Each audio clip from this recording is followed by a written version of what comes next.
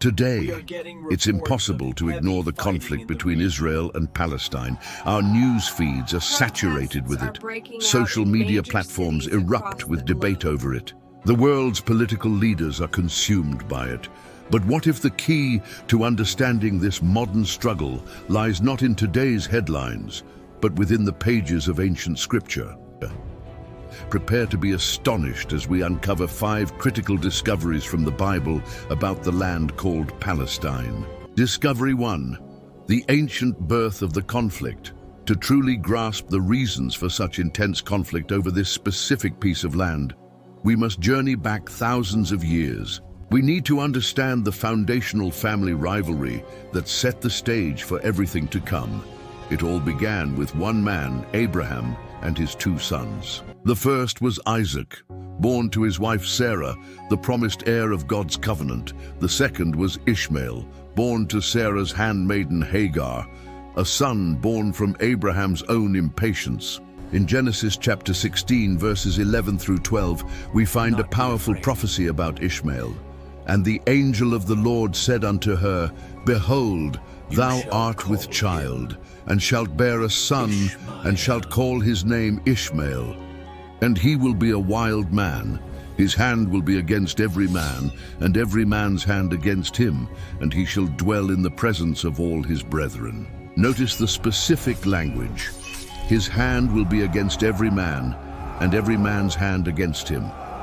This wasn't presented as a curse, but as a prophetic declaration, a prediction of a future defined by perpetual conflict. Now here is a crucial connection that many people miss. Numerous Arab nations trace their ancestral lineage directly back to Ishmael. The deep-seated rivalry between the descendants of Isaac, who are the Jewish people, and the descendants of Ishmael, who include many Arab peoples, has been a driving force in global history and politics for over 4,000 years. The book of Genesis, in chapter 17, verses 19 through 21, clarifies the divine distinction. And God said, Sarah thy wife shall bear thee a son indeed, and thou shalt call his name Isaac, and I will establish my covenant with him for an everlasting covenant, and with his seed after him. And as for Ishmael, I have heard thee. Behold, I have blessed him, and will make him fruitful, and will multiply him exceedingly. 12 princes shall he beget, and I will make him a great nation.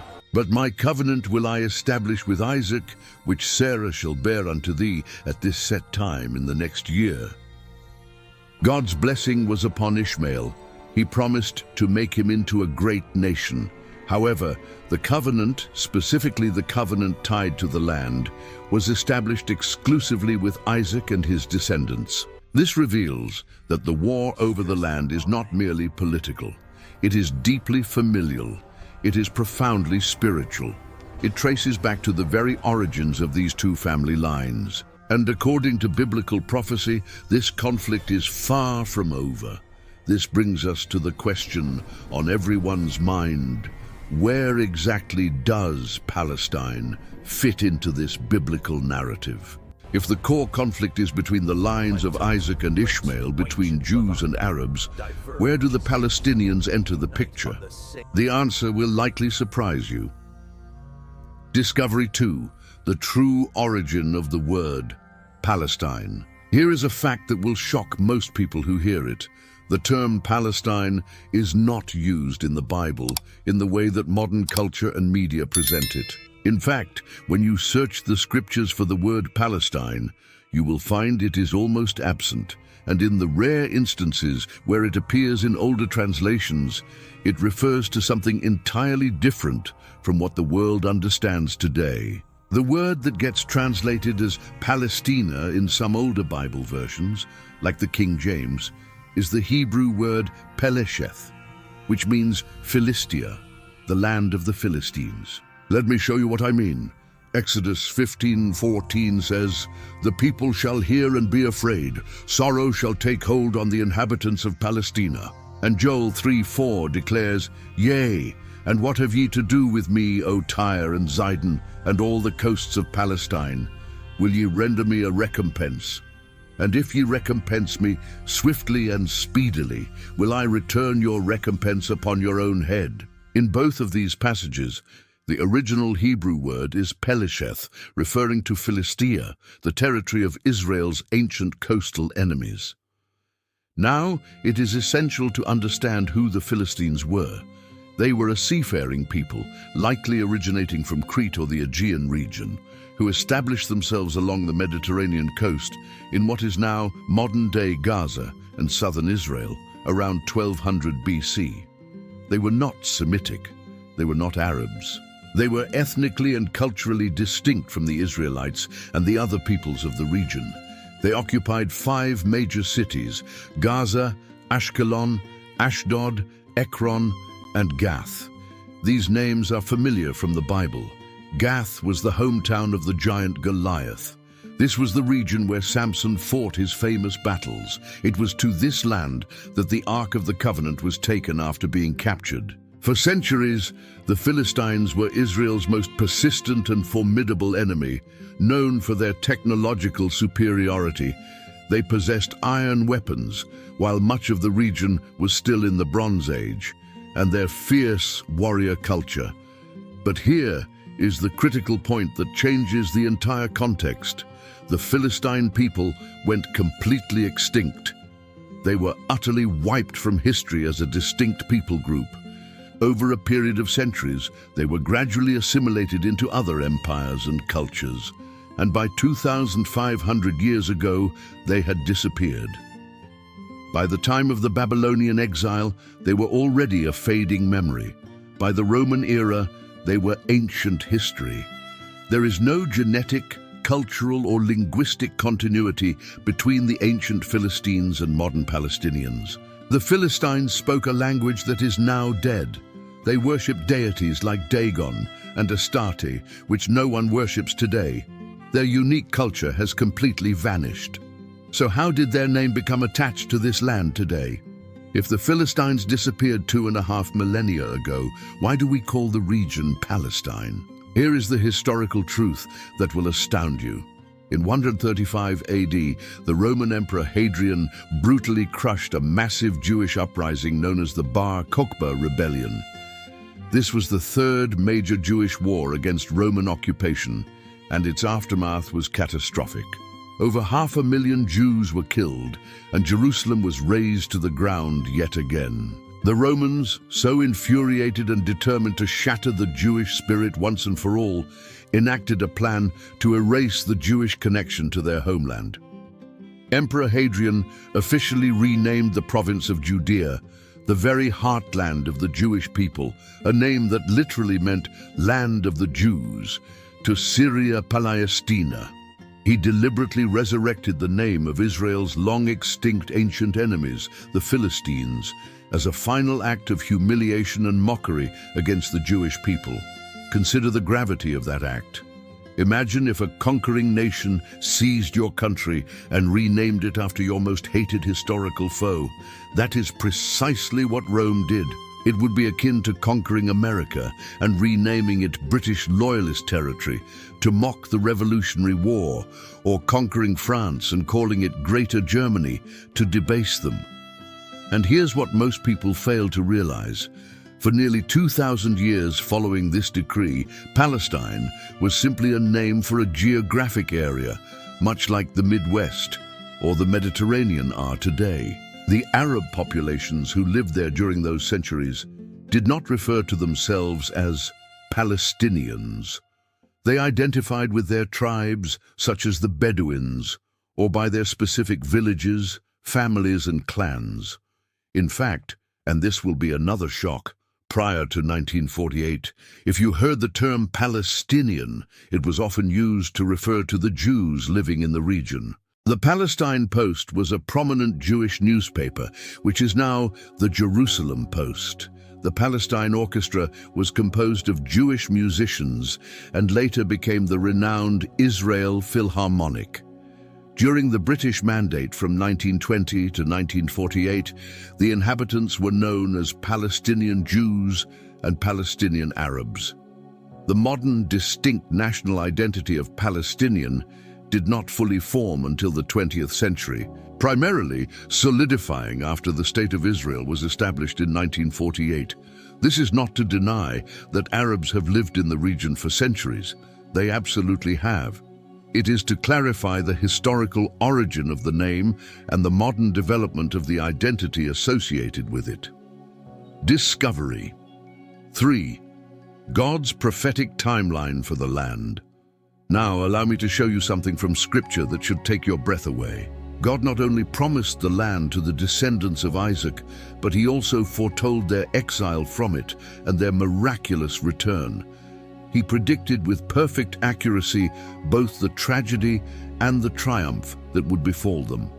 Ezekiel 36:24 states God's promise, "For I will take you from among the heathen and gather you out of all countries and will bring you into your own land." Isaiah 11:11-12 gives even more detail. "And it shall come to pass in that day that the Lord shall set his hand again the second time to recover the remnant of his people, which shall be left from Assyria, and from Egypt, and from Pathros, and from Cush, and from Elam, and from Shinar, and from Hamath, and from the islands of the sea. And he shall set up an ensign for the nations, and shall assemble the outcasts of Israel, and gather together the dispersed of Judah from the four corners of the earth." Notice the phrase, "the second time." The first time God gathered his people was the return from the Babylonian exile. This prophesied second time is a global regathering happening in our time. But it's a prophecy from Jesus himself that should send chills down your spine. In Luke 21:24, he foretold, "And they shall fall by the edge of the sword, and shall be led away captive into all nations. And Jerusalem shall be trodden down of the Gentiles, until the times of the Gentiles be fulfilled." Jesus predicted that Jerusalem would be controlled and trampled by non-Jewish powers for a specific period, until the times of the Gentiles be fulfilled. For 1,197 years, from the destruction of Jerusalem in 70 AD until 1967 AD, that prophecy was an undeniable historical reality. The Romans, Byzantines, Arabs, Crusaders, Mamluks, Ottomans, and British all controlled Jerusalem. Everyone but the Jews. Then something shifted. In 1948, against all odds, Israel was reborn as a nation after nearly 2,000 years of non-existence. That was not a mere political event. It was the fulfillment of prophecy. Then in 1967, during the Six-Day War, Israel recaptured the city of Jerusalem. For the first time since 70 AD, the ancient city of David was back under Jewish sovereignty. That was not just a military strategy. It was the hand of God moving in history, fulfilling his prophetic word. Discovery 4. The dire warnings of Jesus. Jesus was not vague or symbolic when he spoke about what would transpire in the last days concerning Jerusalem. He gave us clear, specific, and detailed warnings that should cause every believer to sit up and pay close attention. These are not spiritual metaphors or abstract parables. They are prophetic declarations about real events that will unfold in actual time and space. Let me show you precisely what he said in Luke 21:20-24. "And when ye shall see Jerusalem compassed with armies, then know that the desolation thereof is nigh. Then let them which are in Judea flee to the mountains, and let them which are in the midst of it depart out. And let not them that are in the countries enter thereinto. For these be the days of vengeance, that all things which are written may be fulfilled. But woe unto them that are with child, and to them that give suck in those days. For there shall be great distress in the land, and wrath upon this people. And they shall fall by the edge of the sword, and shall be led away captive into all nations. And Jerusalem shall be trodden down of the Gentiles until the times of the Gentiles be fulfilled." Note his certainty. "When ye shall see Jerusalem compassed with armies," not if.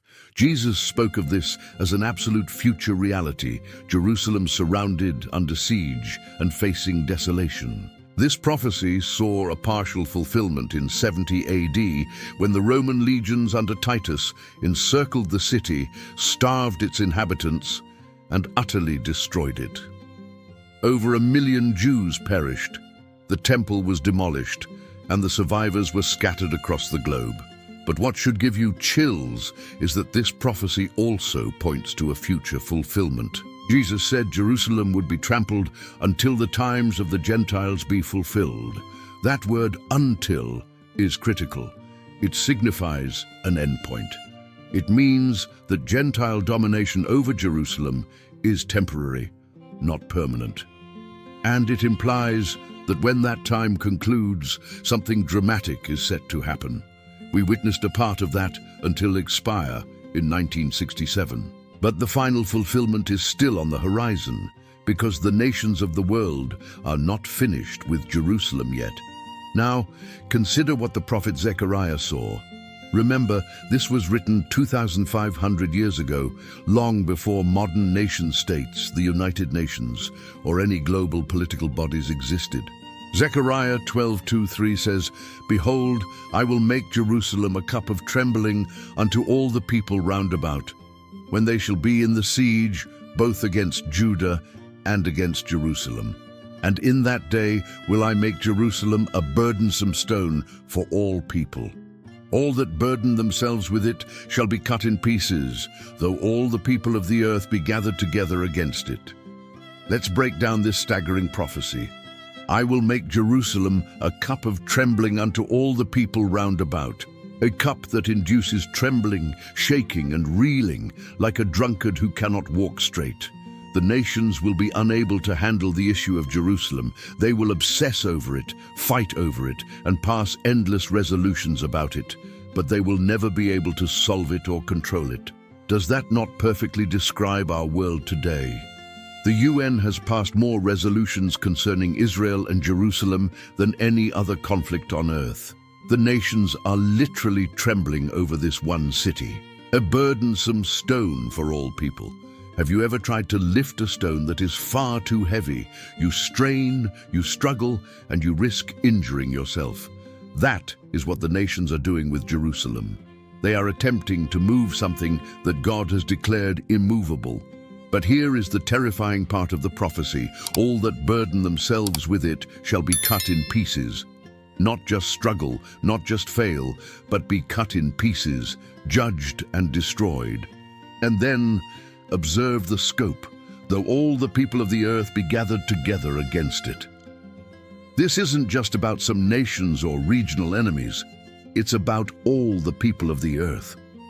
We are watching this very scenario unfold right now.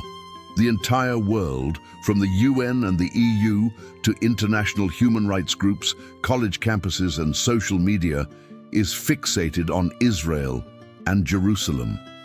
A nation the size of New Jersey, with only 9 million people, commands more global attention than a superpower like China. Zechariah 14:2 continues this prophecy. "For I will gather all nations against Jerusalem to battle, and the city shall be taken, and the houses rifled, and the women ravished. And half of the city shall go forth into captivity, and the residue of the people shall not be cut off from the city."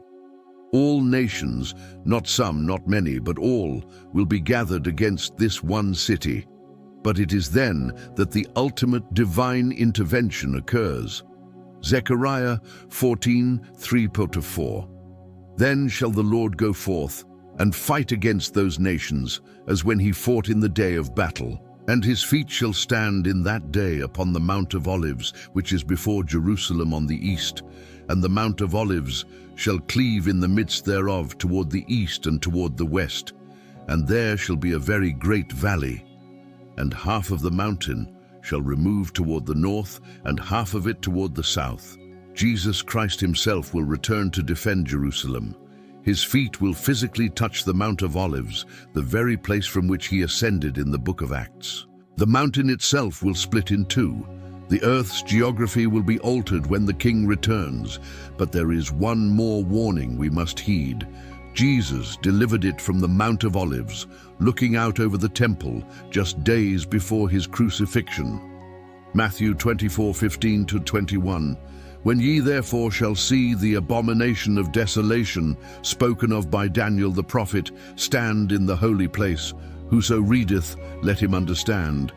Then let them which be in Judea flee into the mountains. Let him which is on the housetop not come down to take anything out of his house, neither let him which is in the field return back to take his clothes. For then shall be great tribulation, such as was not since the beginning of the world to this time, no, nor ever shall be. The abomination of desolation stand in the holy place. The holy place refers to the temple. This means a physical temple will be standing in Jerusalem during the end times, and something or someone will desecrate it in the most horrific way imaginable. The prophet Daniel tells us what this is. Daniel 11:31, and arms shall stand on his part, and they shall pollute the sanctuary of strength, and shall take away the daily sacrifice, and they shall place the abomination that maketh desolate. The Antichrist will halt the Jewish sacrifices, set up an image of himself, and demand to be worshipped as God. That single act is what triggers the Great Tribulation, a time of suffering so intense, Jesus said it would be unlike anything the world has ever seen or will ever see again. Worse than the Holocaust, worse than any world war, worse than any genocide in history. The most intense suffering humanity will ever experience, and it will all pivot around Jerusalem. Jesus was explicit. He said that in the last days, Jerusalem, not New York, Beijing, Moscow, or Brussels, would be the epicenter of the final spiritual war. A city that a century ago most people couldn't find on a map. A city with no major strategic value, no oil, no deep water ports, and no significant natural resources. Why? Because this conflict is not ultimately about politics or territory. It is about God's eternal purposes colliding with Satan's final rebellion. It is heaven's agenda clashing with hell's resistance. It is all about the return of the King to the city that he has chosen. Could today's headlines be setting the stage for the Antichrist's covenant? Could the global push for a Middle East peace deal be paving the way for the great deception Daniel predicted? Could the international obsession with dividing Jerusalem be the very act that triggers God's judgment upon the nations? When you see the world gathering against Jerusalem, and we are seeing it, when you see peace plans that demand the division of God's city, and we are seeing them proposed, when you see the preparations for a new temple accelerating and we are seeing them advance, you are not just watching politics, you are watching prophecy unfold in real time. And the clock is ticking ever closer to midnight. Discovery 5, the false peace and the final war. This is where every thread we've discussed converges.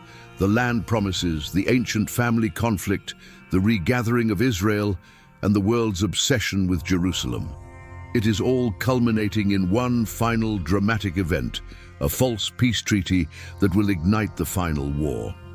Daniel 9:27 prophesies, "And he shall confirm the covenant with many for 1 week, and in the midst of the week he shall cause the sacrifice and the oblation to cease, and for the overspreading of abominations he shall make it desolate, even until the consummation.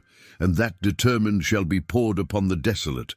The Antichrist will orchestrate a 7-year peace covenant. After millennia of bloodshed, a figure will emerge who finally brokers the deal everyone has longed for.